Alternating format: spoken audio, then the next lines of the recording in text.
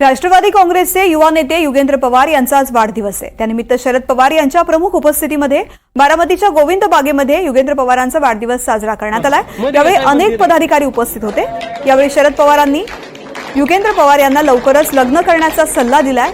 आता हे एकट्याचं अभिनंदन किती दिवस करायचं, आम्हाला अक्षदा टाकू द्या, असं शरद पवार यांनी म्हणताच उपस्थितांमध्ये एकच हर्षा पिकला। मोबाईल ऐक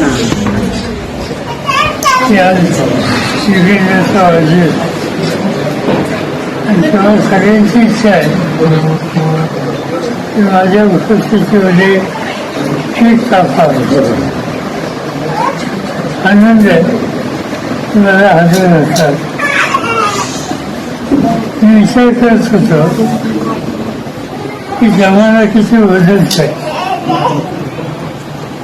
वाढदिवस होतो पण लहान गावी सुद्धा आता केक यायला,